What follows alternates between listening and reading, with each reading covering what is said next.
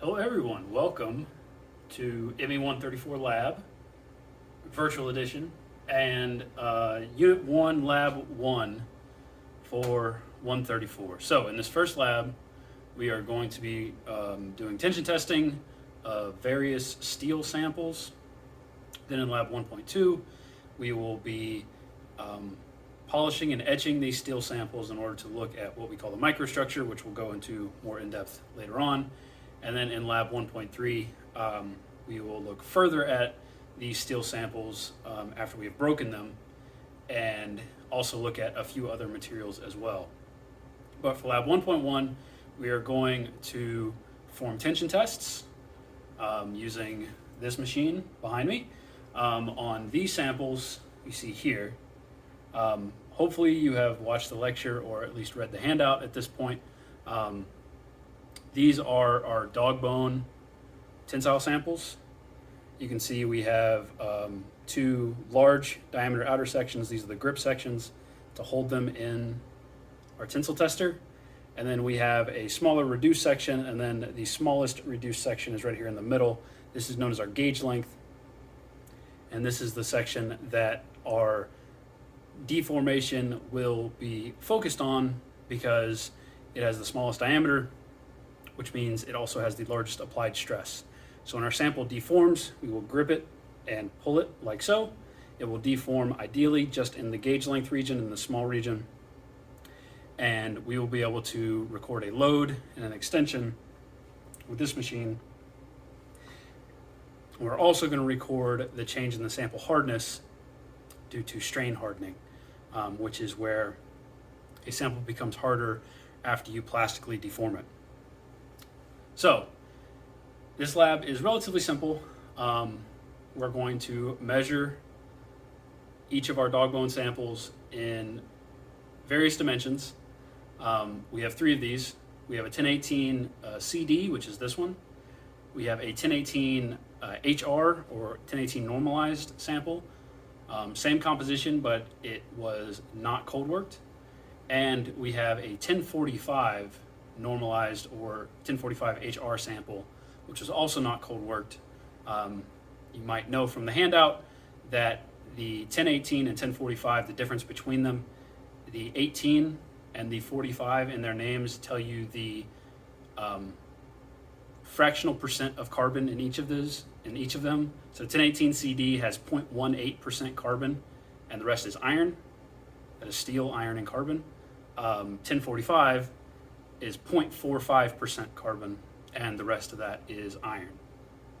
So you should have a data sheet that asks you to take a bunch of different measurements for your sample. I've written it down here. We're going to take measurements of the grip diameter, so this part. We're going to take measurements of the gauge length diameter, so this part here. We're going to take a measurement of the gauge length itself, which is this part. Then we are going to perform hardness tests on the grip section before we test it. We're going to perform a hardness test after we test it in the machine and break it. And then we are going to measure the change in the diameter after the test. We're going to measure the change in the gauge length after the test. And we're also going to measure the neck diameter, which is the area where we get non-uniform deformation, which is explained in your handout. So I'm going to go ahead and make those measurements. We're going to use our handy dandy digital calipers. You may have used these before. If not, they're really, really easy to use. We have our calipers. They have an on-off switch. They have a 0 button, and they have a switch to go from inches to millimeters. We are engineers, and we speak in the language of science and math, which is generally accepted to be metric. So pretty much for this entire class, we're going to be dealing in distances of millimeters and centimeters, and we're going to be dealing with temperatures in Celsius. So makes it easy if everyone follows the same system. So I'm going to take all these measurements that I just mentioned and that are on your data sheet, and then after that we are going to perform the first test which is a Rockwell hardness measurement, which we'll need to perform before we cold work it. And then we're going to perform the same test after we cold work it by tension testing it. We should see a change in the hardness of our sample post tension test. So let's take those measurements, and then I'm going to move the camera to look at a hardness tester, and we will perform that test, and then we'll go on to the tension test. Okay, so this is our Rockwell hardness tester machine. It's pretty easy to use, and it can tell us Rockwell hardness values for each of our samples. As explained in the handout, we're going to be performing a very specific hardness test known as Rockwell hardness B.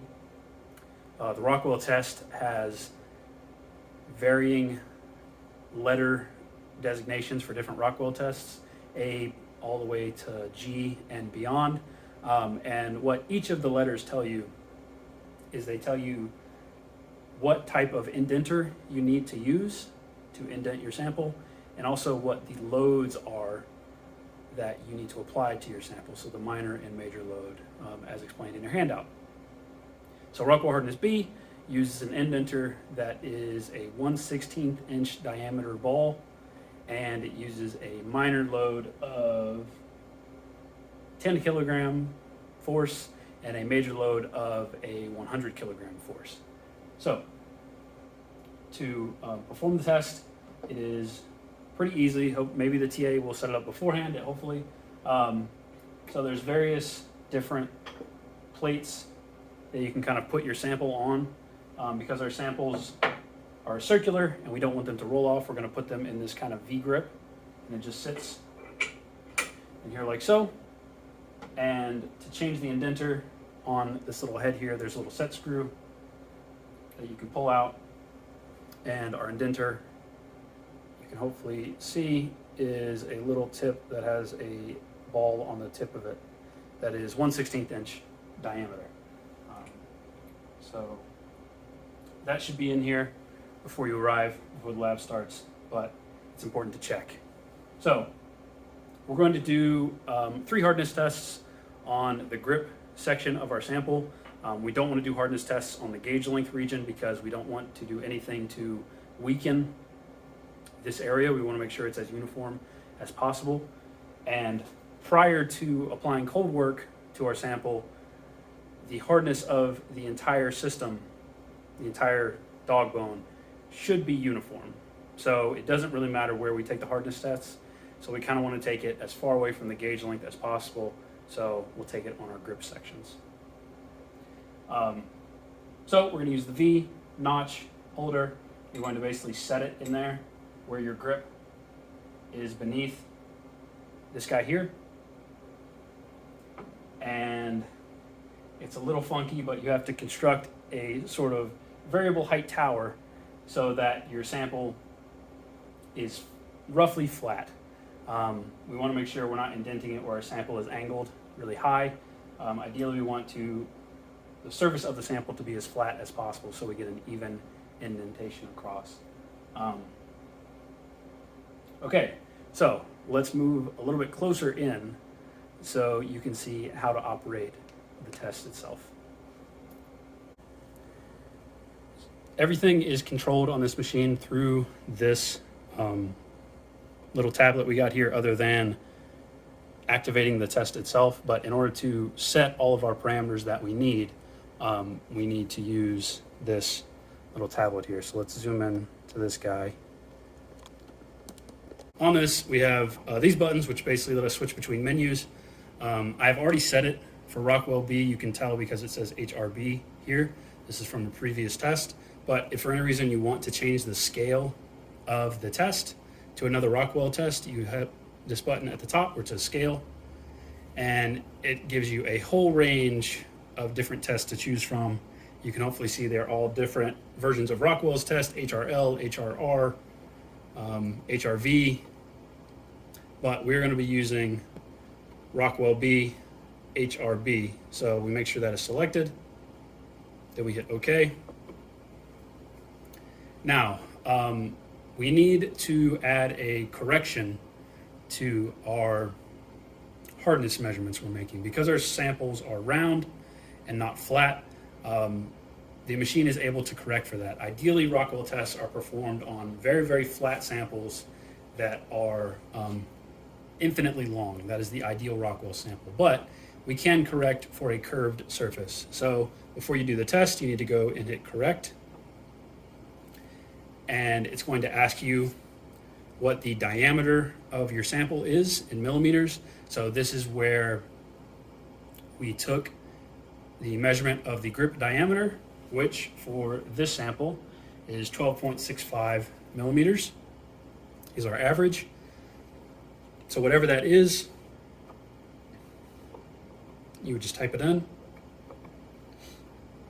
and hit OK. And when you do, the test should change to this kind of circular surface when you turn corrections on. All right, now we can go back to our original, and you know you're ready for the test when it says on the bottom, ready for test number whatever. So I'm going to pick up the camera real quick, show you. So to perform the test, we use these up and down arrows here and this green start button. So we're going to hold the down arrow and get our sample to a few millimeters within, and then you go ahead and hit start. You see it is indenting. If we go to our guy, you see it is testing.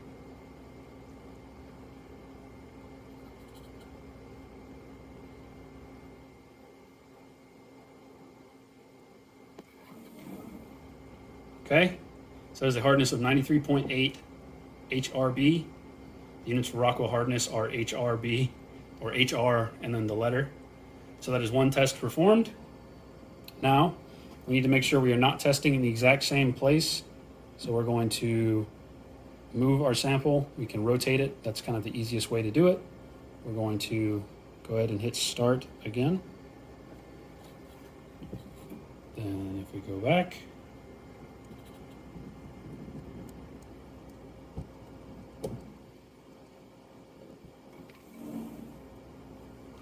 okay, 92.6. And then I'm going to rotate it one final time. It's always important to take multiple measurements if you can to get an average, because your samples are never completely uniform. And the key is that your indents need to be at least 3 indentation diameters away from each other. Luckily, the indents are very small.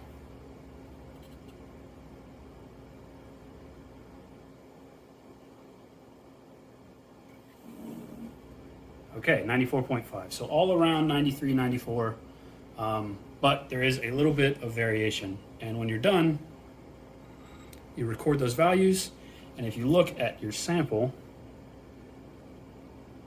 you will see it has a little indent in there.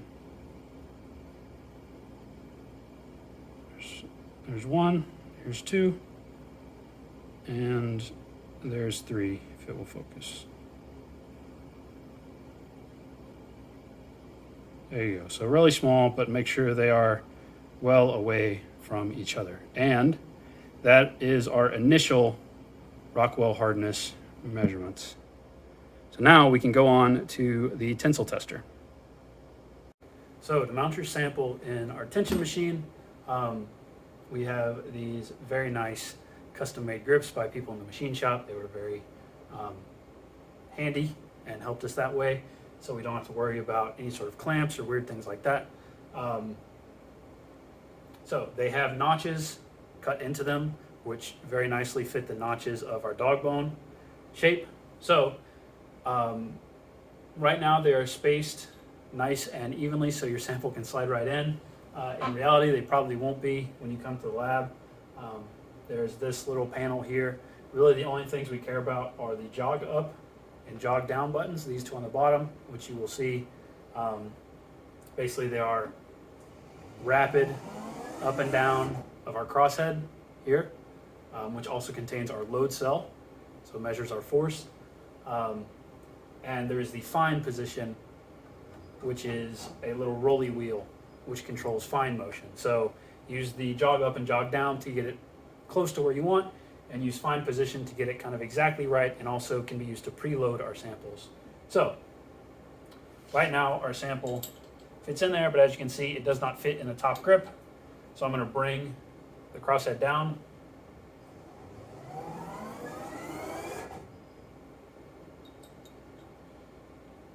Okay, so I went down a little too far, so I'm going to go up. Use fine position. There you go. So if it's in the right position, your sample should very, very easily slide in and out of the grips. If you have to force it, then you need to readjust your crosshead position using this little tablet here. Okay, so once it's in there, we have these little rings, which basically just act as a very, very final defense from our sample slipping out of these grips during the test. So just slide them on there and make sure that your grip is covered. And then the final thing we want to attach that we cannot forget, because it's critical, is the extensometer.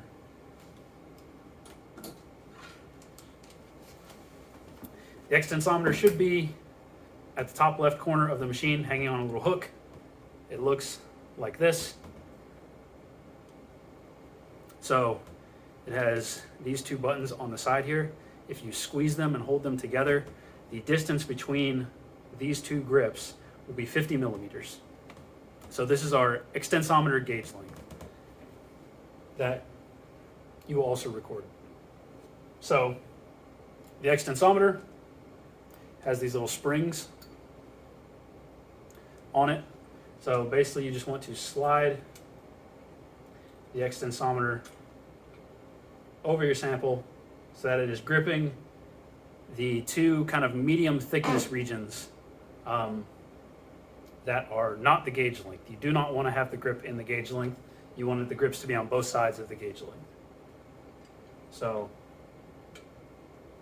once that is there, we have the extensometer, which is going to measure our strain prior to necking.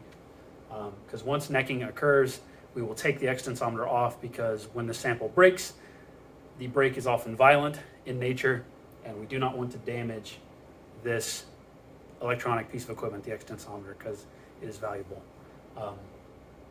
So our sample's in there. It went in there easily because our crosshead was in the right position. We have our little safety clamps that prevent it from sliding out. We also have the extensometer attached. And now we are ready to start the test. So our sample has already been placed in the grips, but even prior to that, we can kind of put that in near the end or right at the beginning, depending on whatever you think is easier. So this is the software we'll be using. It's called Blue Hill. It is connected to our tension tester. As you can see, there's a few kind of big boxes up here that tell us the current load that the load cell is experiencing in kilonewtons. It tells us the extension, so this is basically the position of the crosshead. Also tells us this is the extensometer extension in millimeters.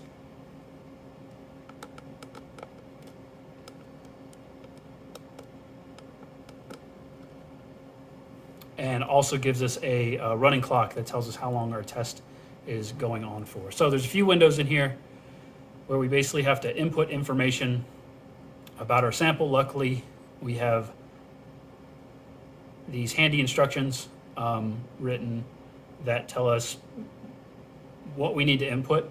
So hopefully it's pretty easy for you. So on this first page, we need to input basically the number of samples. I've already done this one. Into your lab section, I've just written Fall 21 instructor. Also the user, UT Austin, and the lab name. All of this basically just helps you identify your data from other groups. So once this is all filled out, we go to the next page by clicking next. Now it's going to ask us to input the test conditions and our kind of prior measurements. So we have various crosshead speeds we can choose that tells us how fast our sample is going to be pulled apart in millimeters per minute. You can see on the left for 1018 CD, which is this sample, we set 2 millimeters per minute. So in this box, I'm gonna type 2. You go ahead and write your sample name. This is 1018 CD. We put our initial gauge length.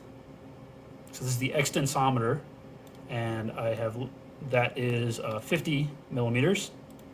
And our initial diameter of the gauge length that you measured with the calipers. This would be the average that you measured. So mine was 6.41 millimeters. We can put the average initial Rockwell hardness that you measured, which for me was 93.6. And finally, the gauge length that you measured with your calipers of the reduced section, the average of that, which for me was 28.90.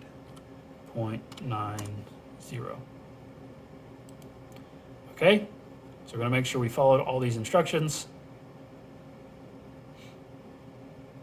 All right, so after we put in those, we're gonna hit balance load at the top left here. As you can see, it's gonna zero our load cell. Don't worry if it's not exactly zero, it almost never will be, but as long as it is very, very close. It says here on the bottom, insert grips, insert specimen in grips. We have already done that, or you could do that now. Okay. Now we're going to go to the next page. All right, so we're going to use the fine position knob, which is that knob I showed you earlier on the control panel on the Tinsel tester, to preload our sample to 0.02 kilonewtons. So we want this guy to be 0.02. Then we're going to hit reset GL on the control panel. It is one of the buttons. Okay. So I'm going to preload it.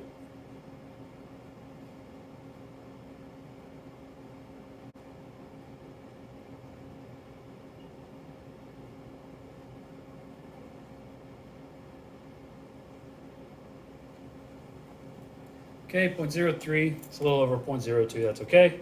I'm gonna hit reset GL on the control panel right above the fine position knob.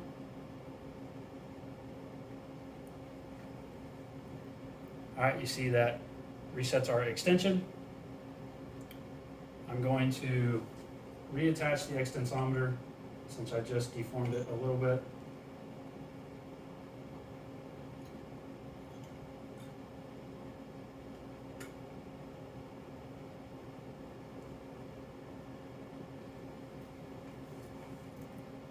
Okay, then we're going to hit balance strain 1, which is at the top here next to balance load. You see that will reset our extensometer. And then finally, we're going to use fine position again to preload our sample to 0.1 kilonewtons.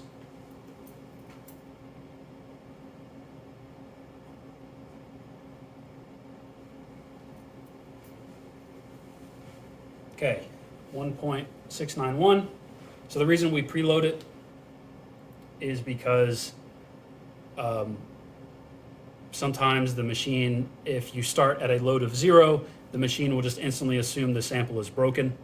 So it will not start. So you apply a small load initially to do it. And then the final thing you see at the bottom, it says press start to begin the test. At this point, everyone in the class should be wearing glasses, safety glasses. If they are not, you need to put it on. So we're going to go ahead and hit start.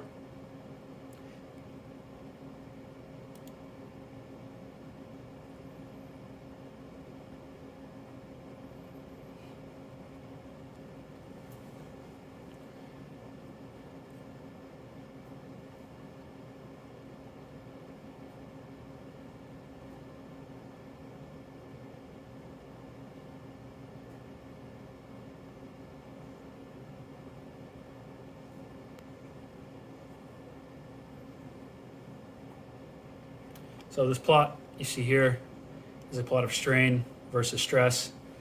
As you can tell, when you initially start testing, the extensometer provides some weird data. So this is data that you will pretty much remove. Once it starts to get going, you see it starts increasing, and if we're lucky, we should see our nice regular stress strain curve.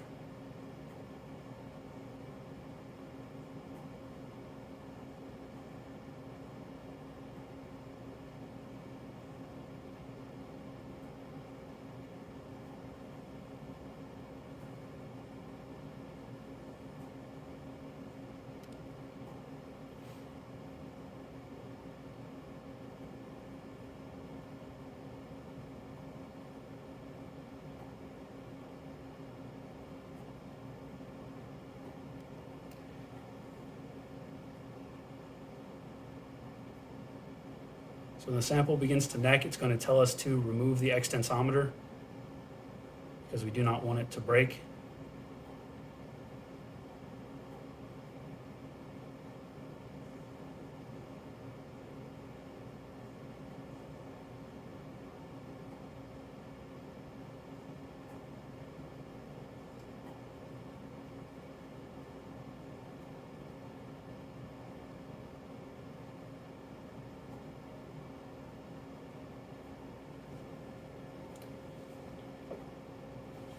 All right, so it's going to tell us remove the extensometer. We're going to do that.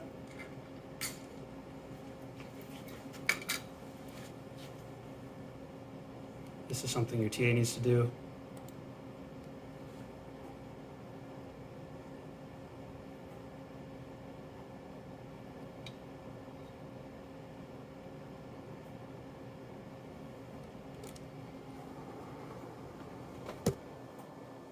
You can see necking in our sample before it broke, and there it is.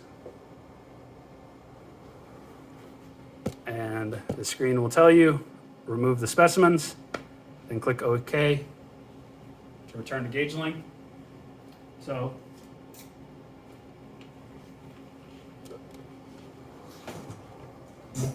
you're going to slide your collars off. You're going to take out your samples.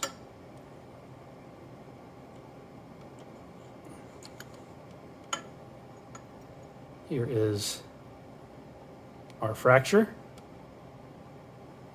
And then once your samples are out and everyone is clear, you're going to hit OK. The crosshead will return to its original position. Then you're going to go ahead and hit next. All right, so you're going to re-measure the gauge length of your sample. Ideally, you just kind of put it back together like so and re-measure this distance here. You see we have our nice neck. And you are also going to measure the neck diameter. So the diameter of the thinnest region of your sample. This can be rather tricky, but do your best. So I'm going to do that and then re-input those values real quick. So once you have those measurements for the final length of your gauge length with your calipers, which I just did. And for me, they are 33.09 is the average, and the neck diameter, which for me is 4.29 millimeters. You go ahead and hit next again. Here is your test, what it looks like after it's all said and done. So in our case, for our cold drawn sample, you see we had relatively little uniform plastic deformation before we started getting non-uniform. So we have our yield stress up here. We have our elastic modulus, the slope of this linear line here, not counting our initial kind of funky region. And our ultimate tensile stress looks like to be somewhere around here. So this is where the UTS is. This is also where necking begins, and then our failure occurs at this point. So if we go down, we see our strain, our sample failed at a strain of about 0.07, so 7% deformation prior to failure. So you go ahead and hit next. So we're gonna determine the final Rockwell B hardness. So the key for this is that we cold worked our gauge length, this part here. So we want to take our hardness measurements in the gauge length, but not the neck. So we want to take our hardness measurements here or here, not in the middle here. But it is the same process. We're going to mount it. We're going to take a Rockwell B hardness measurement. We're going to rotate it. Then we're going to take another one, and then we're going to rotate it, and then we're going to take another one. So I'm going to do that real quick, and I'll come back and actually, we don't need that for this final thing. So we're going to go ahead and hit next, but make sure you record those values. Add comment if you need, anything that can help you. And then we go ahead and hit next again. So we can, if you're done with this sample, you can go ahead and hit finish sample.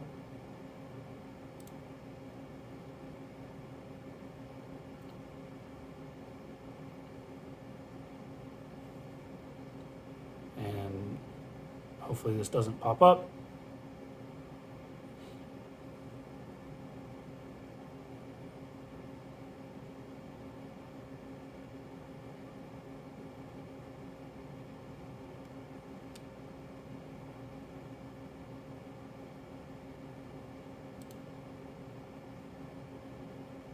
So it's going to generate a report.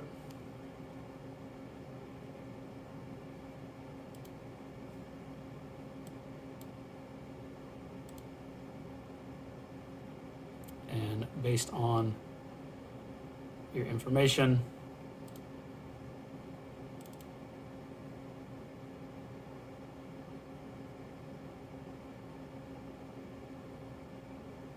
you're going to get a report that, if it ever opens, contains your plot, which you will actually recreate in Excel, and you will get a file which has the term .raw, .raw, and if you open this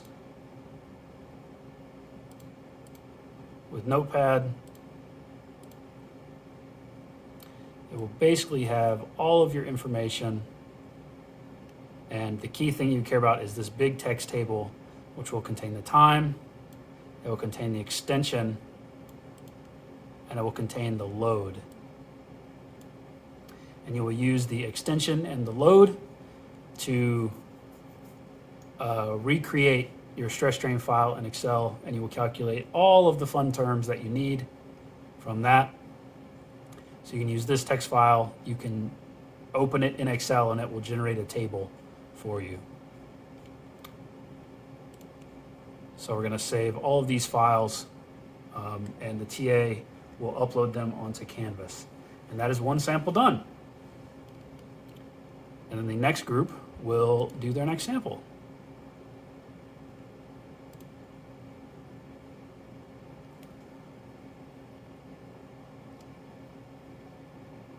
So that is lab 1.1, or at least 1/3 of it. We've tested our 1018 dog bone sample, and we've broken it using our tension tester. We took hardness tests prior to tension tests. We also took hardness tests after we performed our tension test to see the effect of strain hardening. And using our tensile data, we can create stress strain plots and calculate all of the fun values that we need for the lab report, including the yield stress, the elastic modulus, the ultimate tensile stress, and the percent elongation to failure. So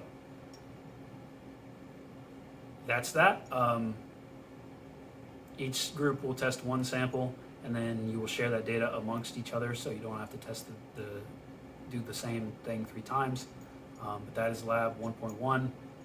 Next week we'll move on to lab 1.2, where we will perform my metallographic sample preparation, where we will see the effect of tension testing on the microstructure, or what happens kind of internally of our sample